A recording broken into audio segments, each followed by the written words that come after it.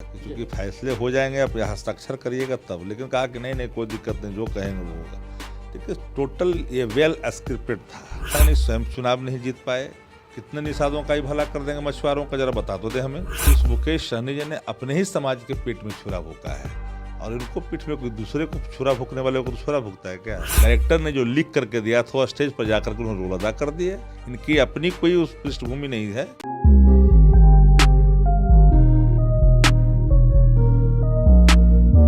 नमस्कार, आप भारत लाइव देखना शुरू कर चुके हैं। बिहार विधानसभा चुनाव से ठीक पहले का महागठबंधन का प्रेस कॉन्फ्रेंस आपको याद होगा। मौर्या होटल में भरी प्रेस कॉन्फ्रेंस के बीच में मुकेश सहनी उठ करके खड़े हुए थे और उन्होंने कहा था कि हमारी पीठ में खंजर घोंपने का काम किया है तेजस्वी यादव ने।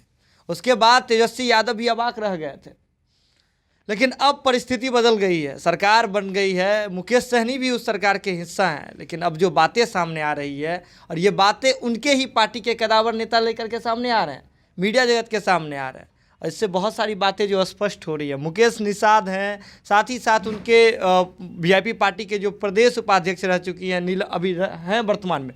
कैमरे के सामने उन्होंने इस्तीफा दिया है। उन्होंने कहा है कि मुकेश सहनी अलग अलग भ्रष्टाचार में लिप्त है, पैसे लेकर के टिकट बांटते हैं, उन्होंने कितना पैसा मांगा, किस ढंग से मांगा, वो सारी बातें भी कहती।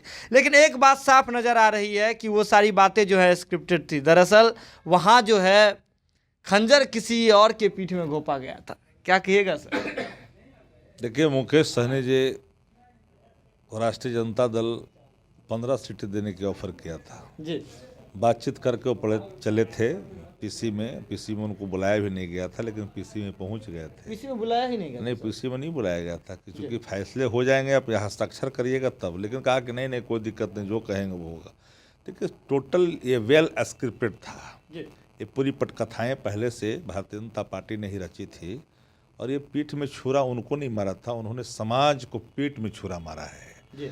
और जितने भी उन्होंने प्रत्याशियों का चयन किया था उसमें बड़े पैमाने पर लेन देन की थी। उनके पार्टी के कई नेताओं ने इस बात का खुलासा भी किया है। मुकेश सहनी स्वयं चुनाव नहीं जीत पाए, कितने निषादों का ही भला कर देंगे मछुआरों का, जरा बता दो दे हमें।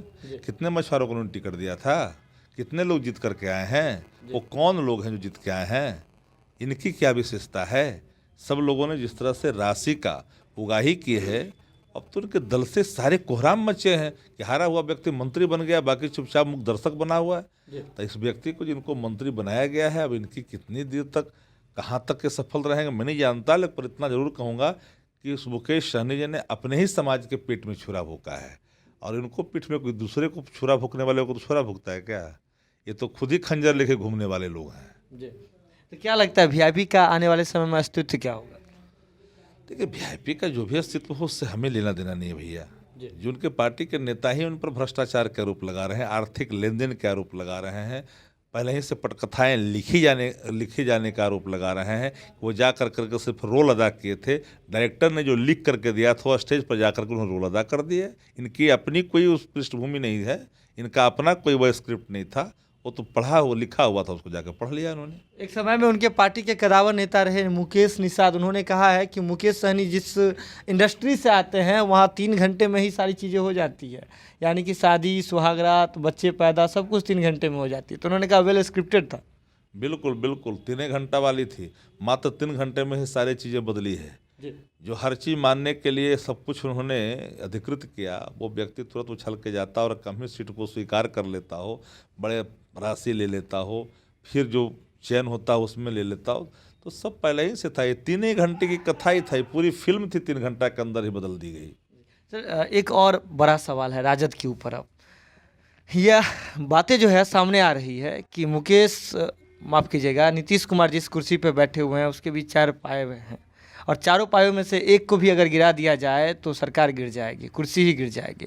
तो ये बातें सामने आ रही है कि राजद इस फिराक में है कि मुकेश सहनी यानी कि वीआईपी का जो पिलर है उसे झटक लिया जाए। देखिए पूरी जो गवर्नमेंट है बिहार की, अनस्टेबल गवर्नमेंट है। बिहार गवर्नमेंट स्टेबल नहीं है, अनस्टेबल है, और अनैतिक गठबंधन है, स्वार्थ का गठबंधन है, कुर्सीवादी चरित्र को निर्माण करने के लिए गठबंधन है। ये गठबंधन कब ताश की पत्ती की तरह बिखरेगी तो आने वाला कल पता चलेगा। राष्ट्रीय जनता दल कहीं ताक झाक नहीं करती है। अपने कर्मों से अगर ये सरकार गिरती है तो अपने दायित्वों की पूर्ति के लिए राष्ट्रीय जनता दल चुपचाप थोड़ी बैठेगी। पर इतना सच है ना, इतनी तो सच है कि आपको जो मिला है कुर्सी अभी जिस कारण से, उसका निर्वहन करना आपका कर्तव्य बनता है। हम तो इसमें ताक झाक में नहीं रहते हैं। आपकी चूंकि निभी इतनी खोखली है, आपकी निभी है साजिश पर टिकी हुई है, तो कब ये ताश के तरफ प्रत्येक। अगर ये वीडियो पसंद आई और वह बिहार के राजनीति और बिहारियत से सरोकार रखेनी तो सब्सक्राइब बटन दबा के चैनल के सब्सक्राइब कर ली। ओजे एगो घंटी बा, ओकरा बटन दबा देला से कुल सटीक और मारक खबर रुआ मुफ्त में मिल जाई। अगर रुआ पत्रकारिता के हमनी के नया प्रयोग में सहयोग कर चाहतानी तो ज्वाइन बटन दबा दी। पेटीएम नंबर नोट कर ली 9386816700। धन्यवाद।